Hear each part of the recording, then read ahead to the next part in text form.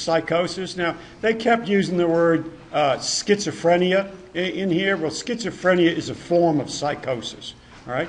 And they also said, they didn't say this was a disorder. They said this was a disease of the brain. Did you catch that when they were saying that? Because when you look at those people, something's going on in their brain, and I'll explain this in a second, why I also think it's really a disease in the brain. But let's at least talk about Jerry. And by the way, there aren't a lot of schizophrenics who stand around doing this with their hair. Okay, that was just Jerry in that way. But you know, when I listened to Jerry at first, it's kind of like, okay, yeah, I'm following you. And then all of a sudden, he just goes off somewhere, doesn't he? It's kind of like, well, tell me about that picture has a headache. Well, let me tell you about that picture. There's an egg and a sperm. They get together, and there's an atom, and everything comes together to form the mind with one atom. And it's kind of like, well, where did you go? But you can kind of follow his sequence of thought, and then all of a sudden he goes off somewhere, okay, in his thinking. Well, what would you like us to do for you, Jerry? Well, what I want you to do is get me all cleaned up and get me to go home so I get a job in a bakery and then go to medical school.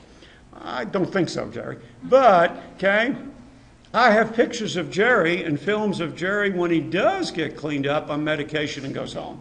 And he's completely different than what you're seeing here. Completely different, because the medication does help a lot of people. So I'm going to talk about treatments and everything else in a second. Let's just do characteristics of psychosis.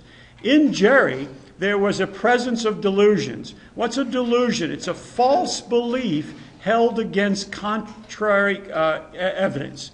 It's not really true, but he really believes it. He really believes that he's going to go to medical school. Okay? He really believes that people are after him.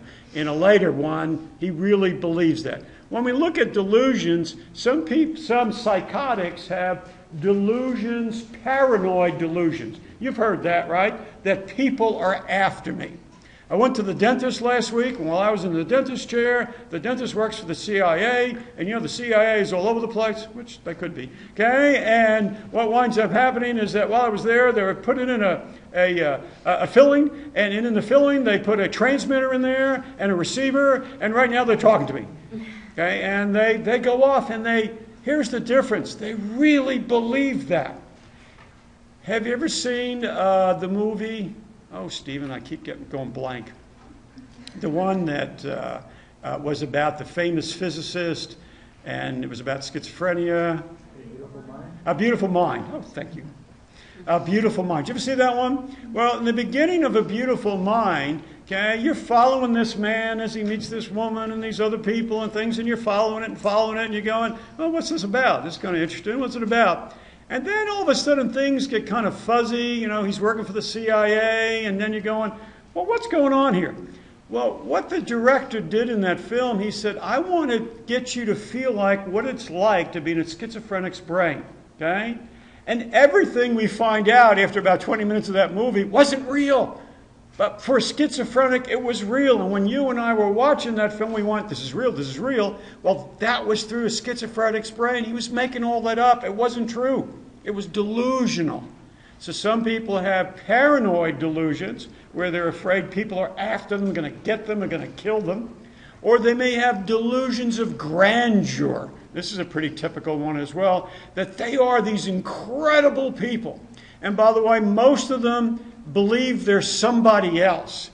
And there are 2, 3 people who are very common if you go in the wards for people to be. One is Jesus Christ, okay, where these people really believe they're Jesus Christ, to the point where when you talk to these people, they may stand there like this, okay, and then you have to direct them as JC, okay, or Jesus, okay, because they really believe they are. Or Martin Luther King and Abraham Lincoln is another biggie. That's there, that people, they really believe they are these people.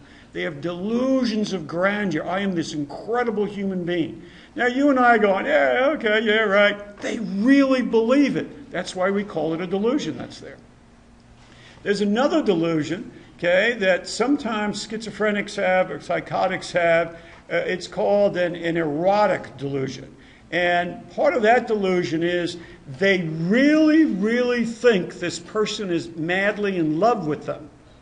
They absolutely believe it, even if this person has never laid eyes on them.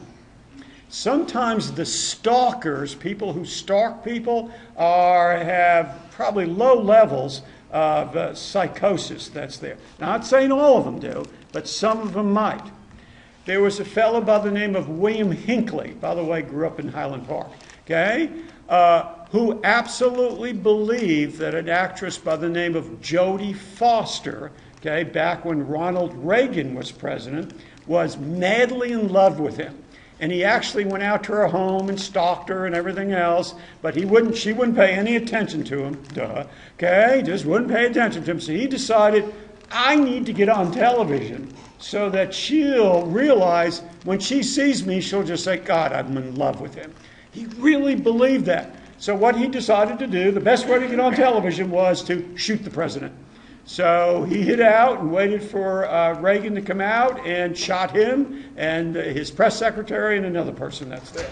And after he shot Reagan, thankfully Reagan didn't die, okay, President Reagan didn't die, but what happens, they wrestled him to the ground, and the first thing he said to the Secret Service officers were, you think Jodie's watching? And they went, what? Jodie, is Jodie watching? And they went, man, they wrestled him down to the ground and pulled him off, and he came back, and they started interrogating him. He said, no, I'm not going to talk to anybody until Jodie shows up. Was this on television? Yes, it was on television. It's all over the news now. Well, I guess Jodie will show up. And he wouldn't say anything else about the murder until Jodie showed up. Well, obviously, Jodie Foster was not going to show up, okay, and eventually they got him on his medication. But delusions, he really, really believed that.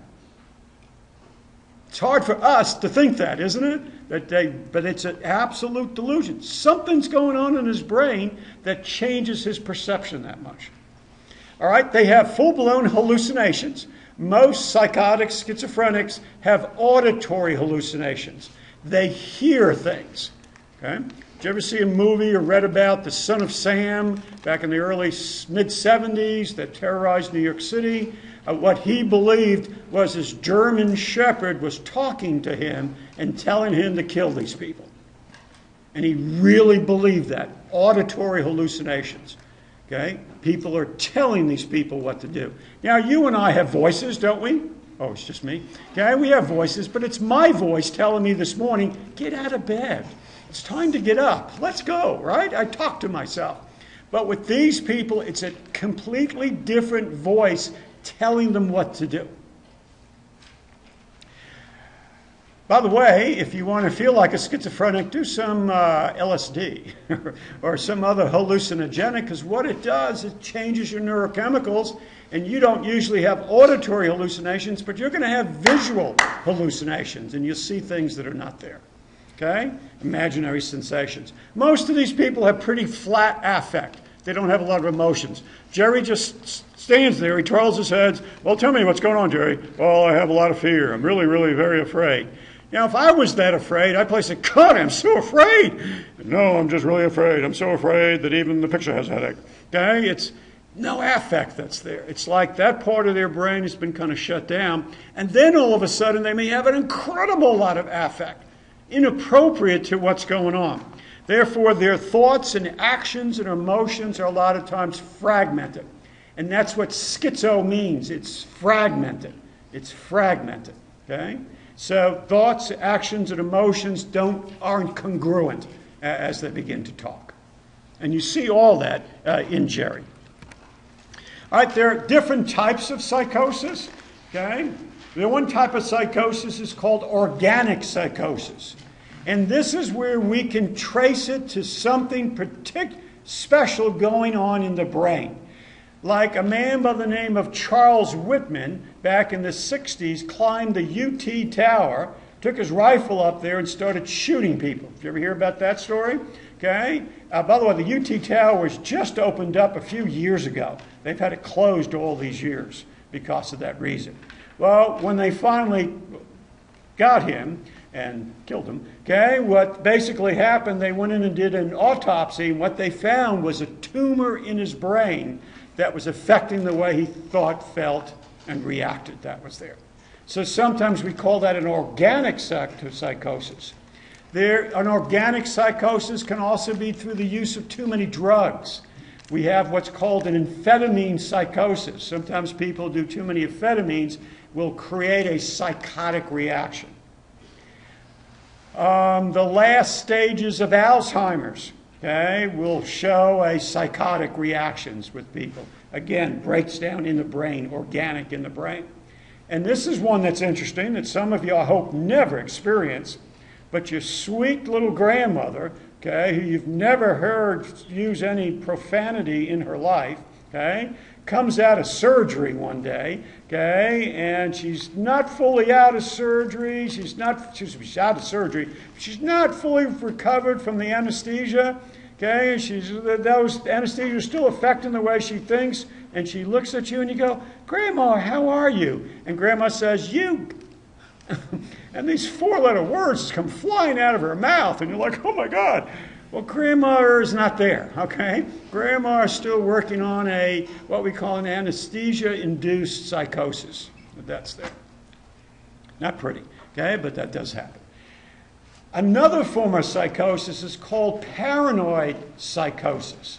Okay? We know paranoia is part of psychosis, okay? It's a specific delusion, but this is their own category to themselves.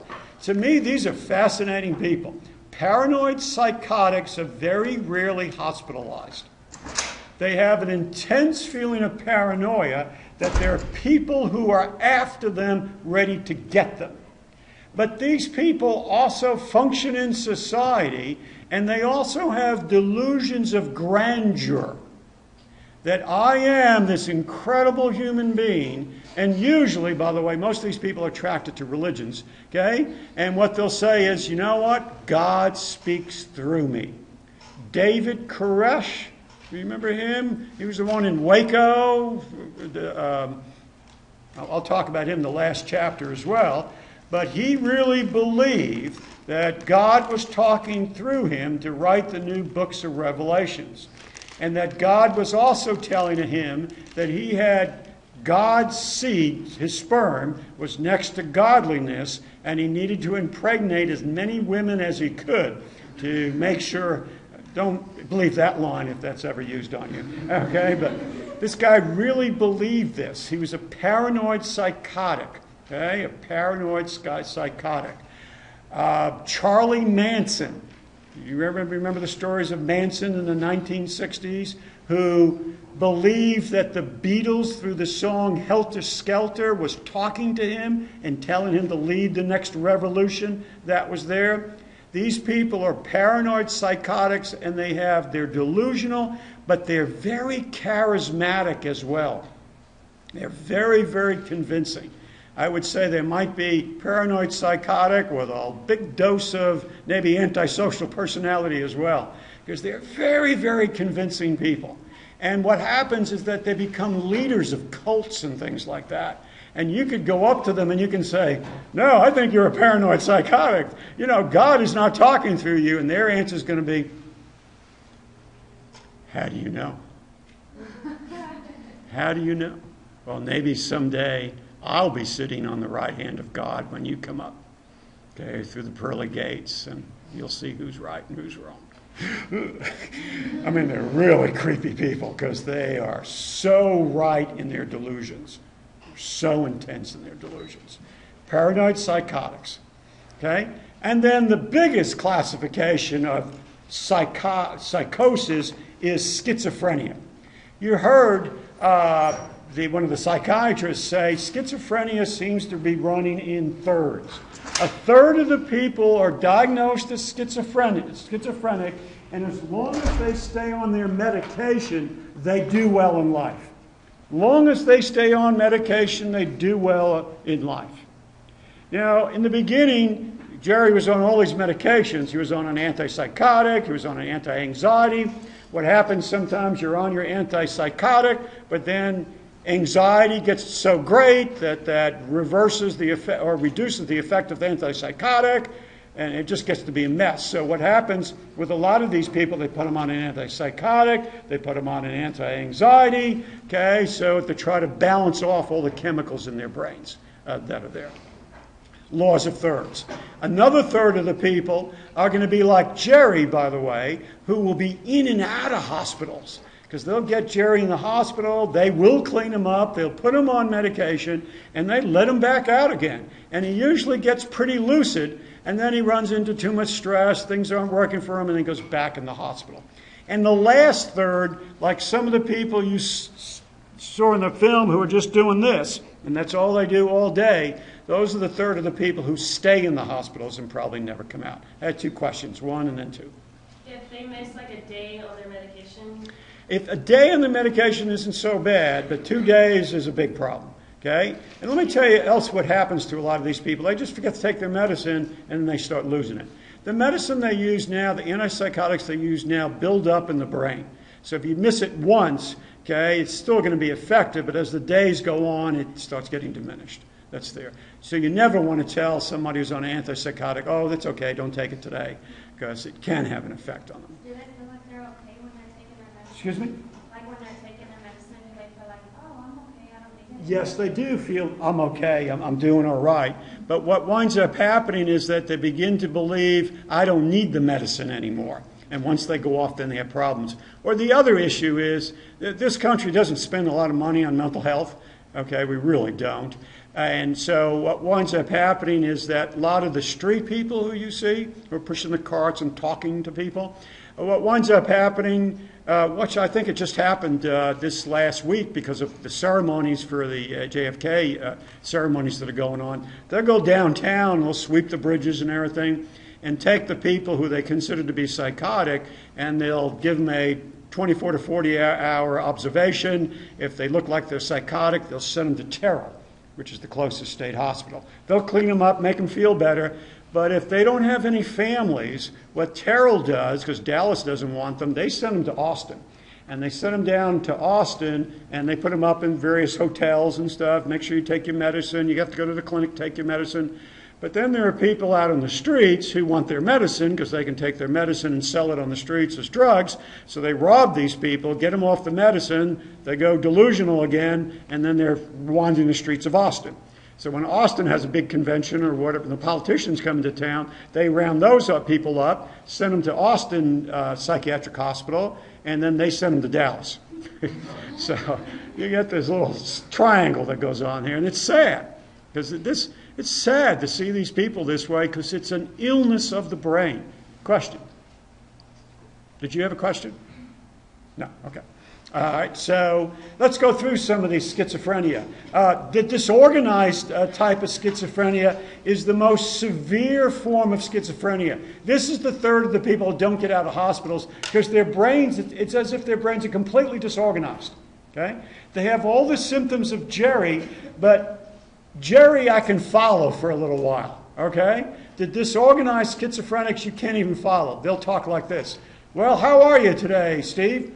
Well, when go exit bullet cowboys. You're like, what did you just say? It's as if they have word salad. Everything just gets thrown together that's there, okay? The complete disorganized types don't usually get out of hospitals. The medications they use now with them seem to be helping these people a little bit more and they become a little bit more lucid. One of the issues with schizophrenia, though, is if you have it a long time and have not had medication for it, it seems to affect the brain, okay, and actually affect the brain that's there as the disease spreads. By the way, schizophrenia, you don't usually see symptoms of schizophrenia until adolescent years. Until 15, 16, 17, 18, or 19 or 20.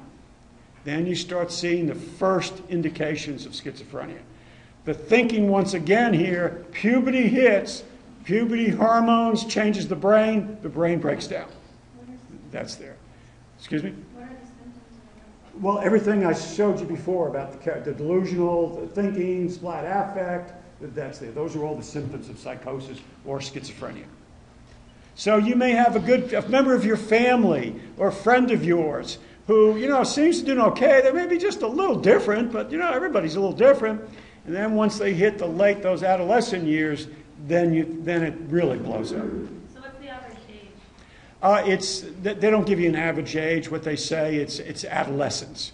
because puberty happens at different times. Usually you need 2 or 3 years worth of puberty happening before it hits. So some people that might be 12 to 15 or 11 to 14, like that. You usually don't see the first onset of a schizophrenic episode like in the late 20s or anything like that. Okay? It's usually adolescence to late adolescence to maybe 19, 20, 21. But usually beyond that, you don't usually see that. Unless they had an onset earlier and people didn't recognize it. Okay? By the way, I'll do this in a second. Another form of schizophrenia is called catatonic schizophrenia. We don't see a lot of this anymore because the medication seems to help. One of the guys in this film, he was just doing this. He wasn't moving. Catatonia, it means rigid body posture. Rigid body posture. So a catatonic schizophrenic could be talking like I'm talking with you right now about many, many different things, and then you're not looking at me. Then they do this. And they can stand just like this, mouth open, hours. Absolutely hours. It's rigid body posture. Something happens in their brain, in the motor parts of their brain, and everything just shuts down. So you have to, and you sit them back down again. And then what's really weird, after X amount of time, it could be usually within hours, 7, 8, 9, sometimes 10 hours, they pick up where they left off. It's as if they went away somewhere, and then they look around and say, well, I was just talking to Steve, where did he go? And they just kind of disappear somewhere. Okay, we don't see a lot of this anymore because of the medications that we use. And then the most prevalent form of schizophrenia is called paranoid schizophrenia. Jerry was a paranoid schizophrenic. These are the people that are in and out of hospitals all the time with an intense belief that somebody's out to get them. Jerry's background, by the way, was a Detroit police officer. How did he get to be a police officer? He was a Detroit police officer and who kind of lost it, okay? And it's pretty sure that Jerry had other episodes before, but somehow he got on the police force, and they found him in an alleyway discharging his revolver, okay, at imaginary people, okay? And it's kind of like, whoa, how'd that happen? How did we give you a gun, okay? So, but he's a paranoid schizophrenic. Here are some warning signs of psychotic disorders and major mood disorders. It's right out of your book. You don't necessarily have to copy all this down. It's expressing bizarre thoughts or beliefs that defy reality. You know, sometimes your friends say some weird things and you go, okay. But if they keep saying those over and over again and they're not on any drugs, okay, because sometimes drugs, all of a sudden you have bizarre thoughts in reality. But if you're not, it's like, what's going on? Withdrawn from family members and other relationships. They hear unreal voices or see things that other people don't. Extremely sad, persistently despondent or suicidal. Excessive energy, have little need for sleep. Lose their appetite or sleep excessively and have no energy. That's not a difference that's there. You get extremes. That's what they're talking about. No sleep or lots of sleep. You get extreme behavior. Mood swings. You believe someone is trying to get you. You've engaged in antisocial, destructive, or self-destructive behavior as well. Can you test people, like if someone murdered someone, could you test him, like he was pretending to be schizophrenic or whatever? Is there a test to prove, like, yeah, he tries to convince himself that he is when he really isn't? Yeah, that's called the MMPI, the Minnesota Multiphasic Personality Inventory. Remember that? Yeah. So that will do it. And by the way, if someone is full-blown psychotic, they'll answer those questions that way. Someone who's faking it, okay, there's a lie detector on there to determine that. Okay. So you said if a person's on drugs, they can experience like schizophrenic episodes. Yes. If they're like persistently on that drugs, can it turn to like a permanent state? Yeah. Yes, it can. Yes, it can. Did you hear what she said? She said, if you're on permanent states of drugs, can it permanently bring on schizophrenia? Yes, it can. We see that in amphetamine psychosis. The real answer to that is the people who are consistently on different drugs who then become schizophrenic probably had a precursor for schizophrenic to begin with. I'll tell you a quick story. one of the first jobs I ever had as an undergraduate in college. I was a sophomore or junior, I forget what I was in college, and I wasn't a psychology major. I was I was an elementary education major back then. Okay, and I was just someone who liked to help others, and this was back in the late 60s and early 70s, and where people were doing a lot of LSD and psilocybin and all kinds of drugs. So they trained a bunch of us to do what's called drug talk downs. Somebody was on a bad trip, and they'd call us, and we'd show up and talk them down. And I won't get into how we do that. But I still remember, there's one woman I actually went out with for a while, okay, and she was having a bad trip, okay, and everybody knew her. We were all good friends with her, and she went off on a bad trip, and we talked her down. We never were able to talk her down. So then we're told, you call the state hospital. State hospital comes, they pick her up, they take her there. As far as I know, okay, because we had the psychiatrist come back and they had to tell us what's going on, she never came back. Okay? She had a full-blown schizophrenic episode, and she was in that hospital, as far as I know, I graduated. Okay, that was there. What we find out was that she had schizophrenia in her family. Okay, that one of her brothers was schizophrenic, a grandmother was schizophrenic. So my guess is she already had the genetic predisposition for it, or the neurochemical imbalances to begin with. And she was always kind of an odd woman, okay? And we all kind of knew that, okay? But she was fun. She was very interesting and she was fun, but she had the predispositions to begin with, and I think that just set her off. Do you think if she would have never done the drugs, then it wouldn't have? Do you think that triggered it? I think that's what triggered it. So she probably wouldn't have gone to that. I think she would have had issues in her life, but I don't think it would have been the extreme that was there. And see, we only know one episode. I don't know how many other drugs she was doing back then. One and then two. If someone experiences an episode while they're doing drugs, and then if they do stop doing drugs, with those episodes. Well, let's just say, but if it was a drug-induced psychotic episode, then it's drug-induced. Okay, and if this person doesn't have a genetic predisposition for it, and they have a bad trip, let's say, that looks like a psychotic episode, we wouldn't call them psychotic. We said that was drug-induced. Okay, period. Okay, so if they stop it, will they ever have schizophrenia again? Well, they weren't schizophrenic to begin with. It was just drug-induced. That's there. Now, but again, we don't know what's going on in our brains, do we? We really don't. Okay, so some people, when they've done hallucinogenics, have flashbacks years later. Okay, they could be taking a shower, and all of a sudden the shower starts moving, and things start talking to you in the middle of the shower. It's like, where'd that come from? Okay, well, that's a part of your brain. There's still maybe a residual that's there. But I wouldn't call them schizophrenic. I said their episodes were drug-induced. Was I still dating her? No, I wasn't. That was like a year before that. Brain injuries or head traumas bring on. Yes. Her question was, can brain injuries or brain traumas bring on psychotic episodes? Yes, they can. Yes.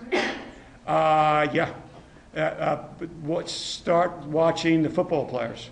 Tony Dorsett just came out a couple of weeks ago, indicated he has severe depression, he's suicidal.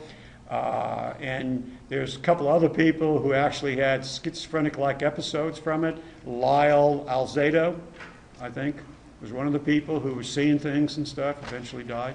Yeah.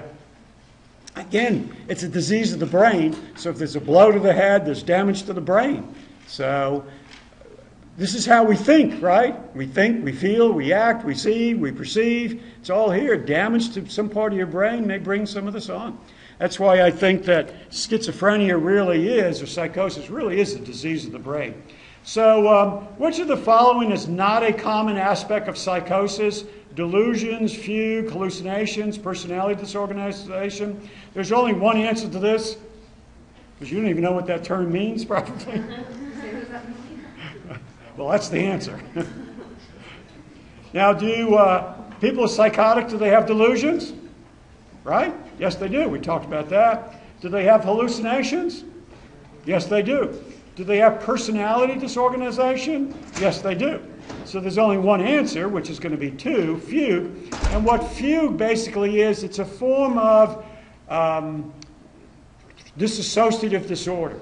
And in a fugue state, you don't remember. It's like a psychic amnesia. A fugue state is like a psychic amnesia.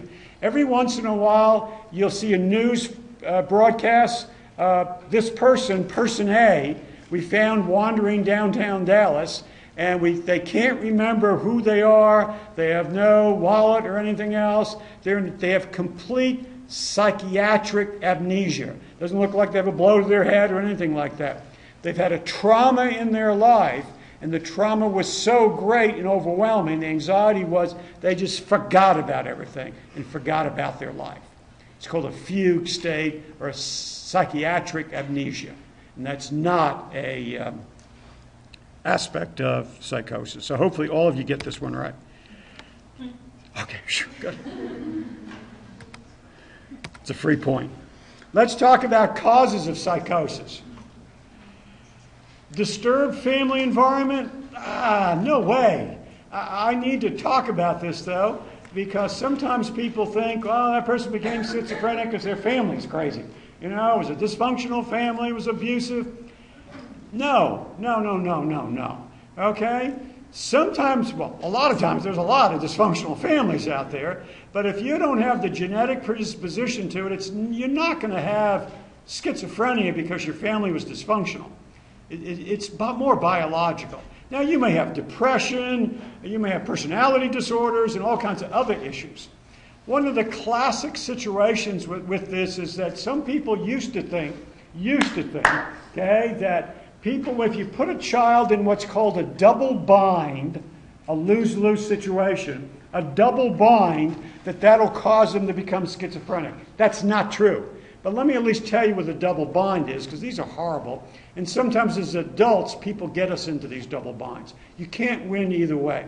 So you're a 4-year-old child, and your imbalanced grandmother comes up to you and says, "Oh, little Stephen, okay, is that the shirt I got you for Christmas?"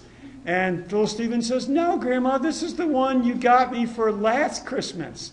And Grandma then says, "Well, you ungrateful kid. How come you're not wearing the shirt I got you for Christmas? I'm sick and tired of you. Just get out of my sight." Now, I'm 4 years old. I'm not going to sit there and go, "Grandma, how can I wear 2 shirts at the same time? You're a loony, actually." You know, what the hell are you talking about? What happens to little Stevie at 4 years old? By the way, I'm just using my name. This did not happen to me. Okay? I'm like, well, I don't know. And what winds up happening, I get stuck in there. Then I think, because I'm 4 years old, there's something wrong with me. I did something wrong. I'm disappointing my grandmother, on and on. Okay, so sometimes we put children in double binds. They may not become schizophrenic, but what may happen, they may become very confused about themselves, who they are, and later on that probably leads to other issues that are there. Hereditary aspects, absolutely. Okay, genetic relatedness, identical twins. It's a 50-50 chance if one twin is schizophrenic, the other one is going to be. Now, you may go, "Oh, it's 50-50. That's not a big chance." When you look at genetics, that's pretty high. That's there. Offspring of 2 people who've been diagnosed with schizophrenia, again, around 50% that's there. Okay? Fraternal twins, only 17%, and so on down the line.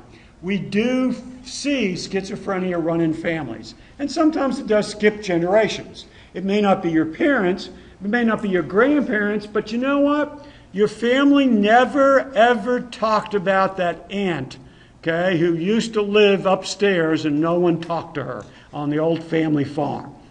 Well, many years ago, in the 20s and 30s, people may not have gone to psychiatric centers. They may have taken care of the person themselves and just didn't let them see anybody after a while. So sometimes you'll interview people who are psychotic, and you do a family history, and they say, "No, there's never been anybody in my family."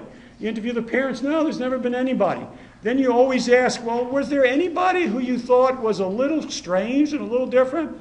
"Well, you're talking about Aunt Nellie." "Well, Aunt Nellie wasn't strange. She just talked to herself all the time." Okay, wait a minute. You accepted that, but maybe that's the genetic link that's there. So we find that it does run in families. Bipolar runs in families. Schizophrenia runs in families. Major depression runs in families. Brain chemistry. Okay? Yes. When you look and evaluate the brain chemistry in a schizophrenic, it's different than non-schizophrenics. There seems to be too much dopamine in their brains, an overload of dopamine. So what is an antipsychotic? It's going to reduce, okay, the levels of dopamine, available dopamine in the brain. Okay? So we do see that. Brain organization. Okay? In your textbook, they'll show you a MRI of Hinckley's brain. Okay? We just talked about him. And the structure in the brain is different. The way the neurons are lining up, that's there. In a non-schizophrenic's brain, some of the in a non-schizophrenic's brain, our brains, our neurons are lined up like little soldiers. So as I am talking to you about schizophrenia, the neurons are lined up like little soldiers. My thought process is in a sequence that's there as it runs through my brain. In a schizophrenic's brain, it's like not soldiers lining up, but in disarray. They're like this. So let me talk with you about exit soldiers going schizophrenia. It just doesn't move very well. Okay? The structure in the brain is actually different. And as someone has schizophrenia, as the years go on, if they're not treated, what winds up happening, there's more damage in the brain. That's psychosis. That's psychosis. All right, let's talk about other psychopathology, and these are called mood disorders because they affect how you feel. Now, these people are not considered to be psychotic, but they still are pretty severe illnesses that are here, but they're based on more emotional states in terms of how people feel. The major one is major depression. Now, I don't know, a lot of you have felt depression, right? You've been depressed about something, you're upset about it, you're broken up in a relationship, you went through a divorce, you didn't get what you wanted, you just wake up not feeling good someday.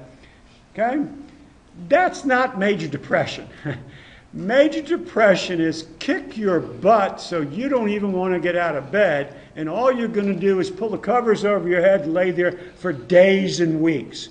You're not going to work. You're not talking to anybody anymore. You don't want to do anything. You're checking out of life almost. Major depression. Okay? Highly suicidal as well, because your thinking is very irrational. You're just overwhelmed. It's the extreme of learned helplessness. Remember learned helplessness? It's the extreme version of that. Major depression. I don't want to move. I don't want to do anything. I'm not going to eat. Sleeping patterns are way off. There's a high correlation between depression and poor sleeping habits and patterns that are there. I'm not saying those of you who don't sleep are depressed, but there is a correlation that's there. Dysthymia is called a mild form of depression. These people just don't feel good about life, but they take care of their families, they go to work, they go to school. These are the people who are chronically not happy. Some of you may have had a parent who's this way. Okay? They don't go out anywhere, they just watch television, you talk with them and say, how are you doing, Mom? Well, just the usual. Well, what do you mean by the usual? I just don't like things, don't have any energy, just don't have much happiness in my life. But they get on in life. It's a mild form of depression. They probably have had one incident of major depression, and they recovered from that, but they've never got any better. You know, there's something called walking pneumonia. Did you ever hear about that? People are still functioning, they have pneumonia. Well, this is like a walking depression. Okay? They're just not happy people. But by the way, to get this diagnosis, this can't be for a few months. This is for years. You have to do this for diagnosis. I think don't write this down. I think it's 2 years, but I'm not sure. Okay? But it's quite some time. And then there's what's called bipolar depression. Okay? Bipolar depression. We used to call this manic depression.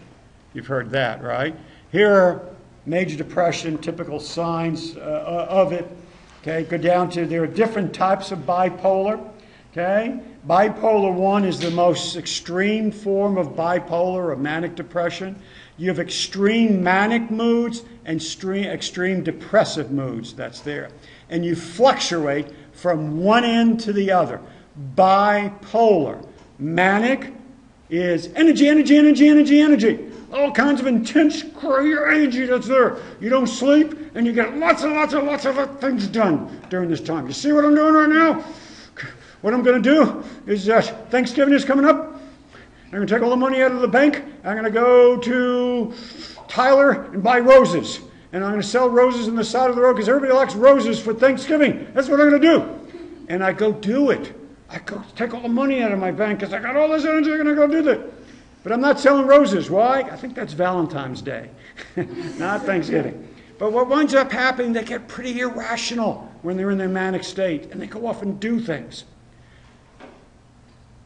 Some of these people, by the way, if they want to mow their yard, and it's 3 o'clock in the morning, they'll set up little flashlights on their lawnmowers so they'll go mow their lawn because they got all this energy. We get a lot of work done, by the way, in manic states. I can mention quite a few famous comedians that are bipolar, okay, and they'll tell you that, okay? I think Abraham Lincoln might have been bipolar. How about that one, okay? Abraham Lincoln, Steve. Yeah, Abraham Lincoln. Because Abraham Lincoln, by the way, would get in his little buggy sometimes, and at 3 o'clock in the morning would show up at various people who were cabinet members knocking on their door saying, I need to talk with you about something, okay? And then they'd go for days, okay, without sleeping, just working, and then he'd go for days with this little blanket on him and just sit there and not look around and be kind of depressed. Abraham Lincoln. Wow. A lot of artists might have been bipolar. There's a lot of writers that might have been bipolar. Bipolar would be the mania part. The other opposite end, other polar opposite, would be depression. And in bipolar 1, it's very severe parts that are there. Medication for these people works. Did you hear what I just said? Medication works. The problem is getting people on medication and staying there. One of the reasons why it's difficult for them to stay there, because they miss their manic moods. You can get a lot of things done during that time. Incredible lot of work done. And they miss that intense highs that they have. But then they crash.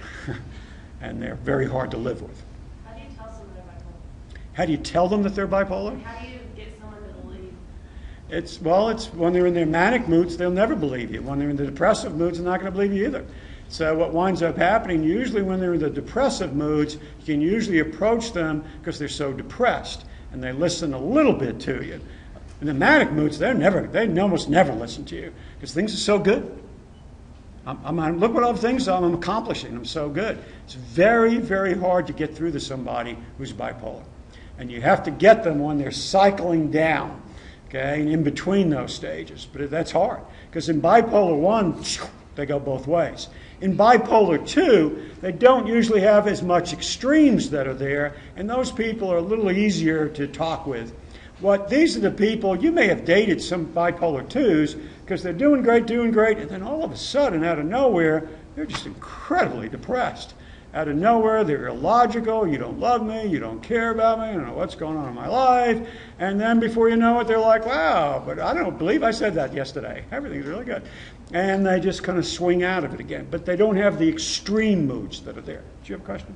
So with bipolar, like the depression phase, it may not necessarily be like major depressive, like they can still be functional and doing what they have. Bipolar 1, no. Bipolar 1, they're not functional. They're too extremes. Bipolar 2, yes. They're very functional. That's why I say a lot of you may have known people with bipolar 2 because, we date them. They're around. That's there. Okay? They just have these moods. Am I boring you? You still awake? I'm not looking at anybody in particular because some of you are drifting off. Okay? Cyclomatic disorder is even a milder form of this as well. That's there, and that's always kind of hard to explain, but they put this in this here. It's periods of moderate depression and moderate mania for at least 2 years. I mean, it's even more moderate than bipolar 2 is. So, and in the new DSM-5, they don't have this one in here anymore. So they listened to me and said, "Gee, Steve said get it out," and they did. You're right. All right, for 1 point, what's the most severe psychological disorder? A personality disorder, an anxiety disorder, a psychosomatic illness, or a psychosis? Psychosomatic means mind over body. This is where people can't move their arm whatsoever, and there's absolutely nothing wrong with their arm physically, but they think it. So which is the most severe disorder?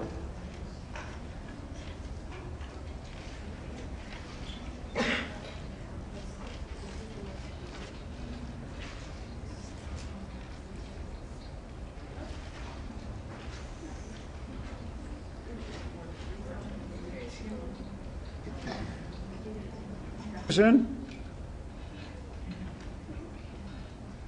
Ready? 1, 2, 3. Everybody got it?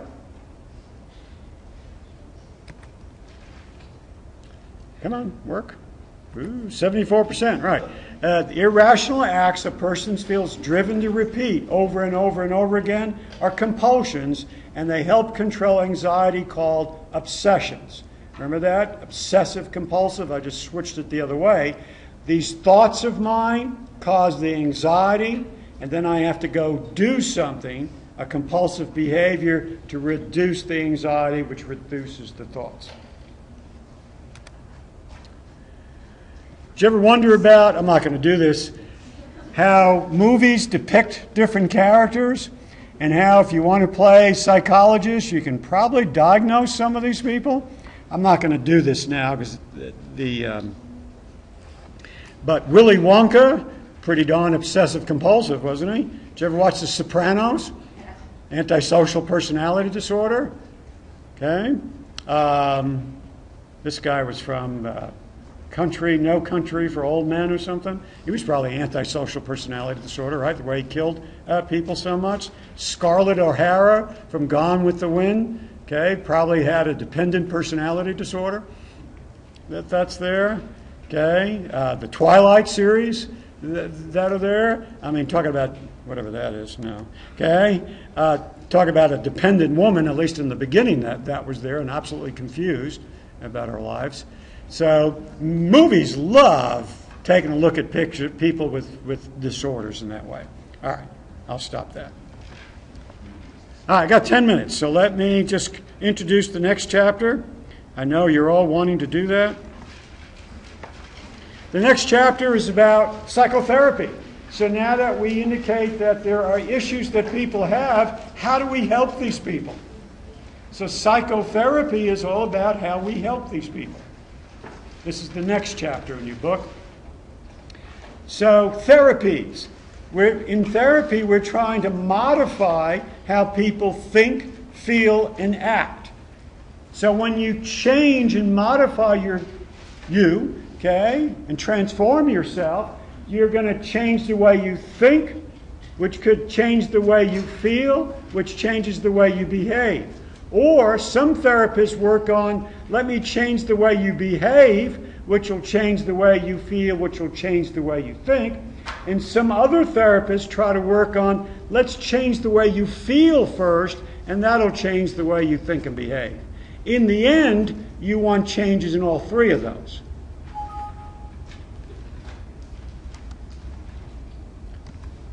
So let's talk a little bit about what is psychotherapy. I'm just going to leave that like that because I want to go to my attendance one easily before. All right, what is psychotherapy?